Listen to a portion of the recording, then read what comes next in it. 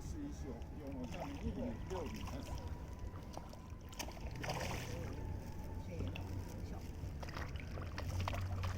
浅いところでも来るね。浅いところの。はい、今度はね、左の石垣の右のコーナーね、右のコーナー、下から1メートルほどのところに長方形の石が ありますね。海面より上1メートルぐらいにね。で、一段飛ばして長方形の石がずっと上がっていっとるでしょ。で、この船をね、90度向こう側に回しますよ。おお、この眺めはすごいな。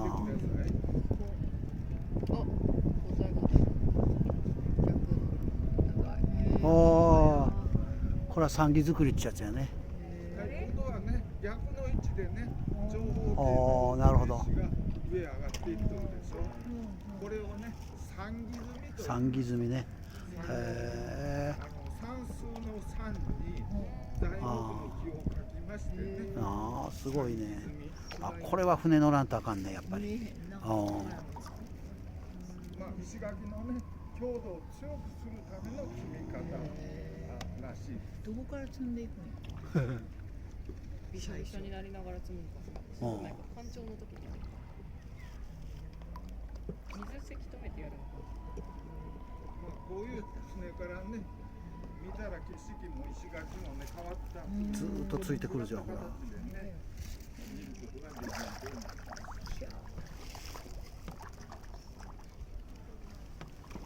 すごいね。丸いよ。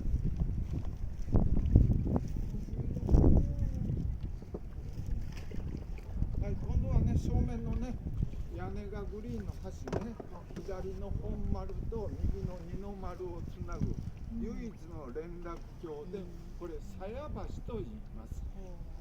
鞘橋の鞘はね、刀の鞘を意味してます。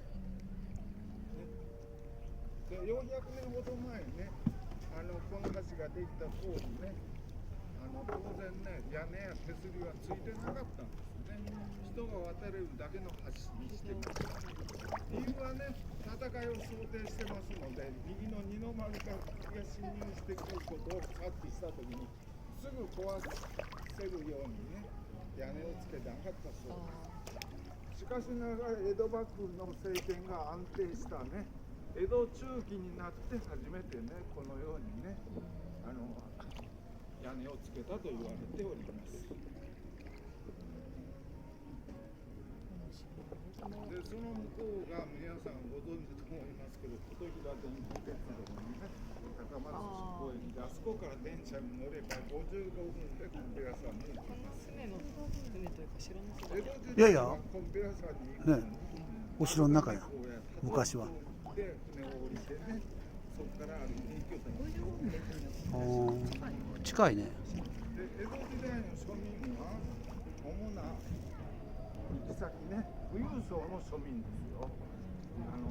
コンペラ山ね、伊勢神宮、出雲大社、この3つがね、レジャーの主な行き先ですね。これね、船向こう行かなかったのは橋をくぐらなかったのね、橋くぐったらね、非常に深いんですよ。深いんですよ。だから深い。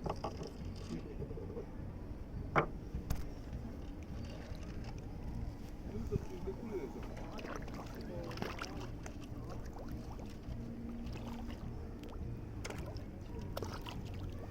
綺麗。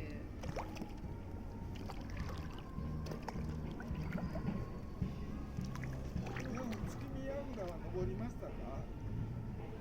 ね、貴重で普段登れんですからね。非常にね、段差のきつい階段ね。あそこが見張りするところやからね。大と船を見張りしたりね。お殿様の参勤交代のね、御座船飛龍丸がね、行ったり帰ったりする時のね、位置を把握するためにね。で、この左の石垣見てください。非常に黒っぽくかつね、苔色のようなね、すごい色してるでしょ。何を感じますか？何でも感じ方は自由やから私はこの世の終わりを感じてこれね高松を作った時の石垣でね当時からほぼ手を入れていない石垣になります。香川県にあったどこの石かは分からんのやけども、要はね安山岩とか玄武岩、それから花崗岩、すぐ固まこのったや3つの石をね中心にね隙間が開かないように積み上げていく、これ野面積みという方式の石垣になります。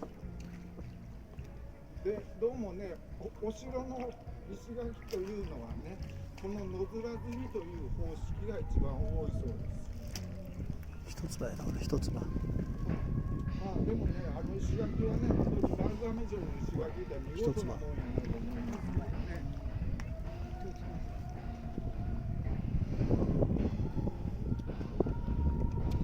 で正面のね水門、あそこから瀬戸内海の海水が入ったり出たりする。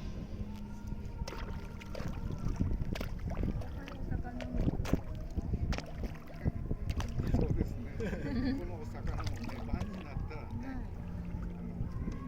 瀬戸内海のね深いところに入って朝だったら皆さんをお迎えするためにこちらに入ってくることはございません。そんなことすごーと最後でまだ良かったですけど、夢を砕く質問です。これね放流しとるんですよこれは。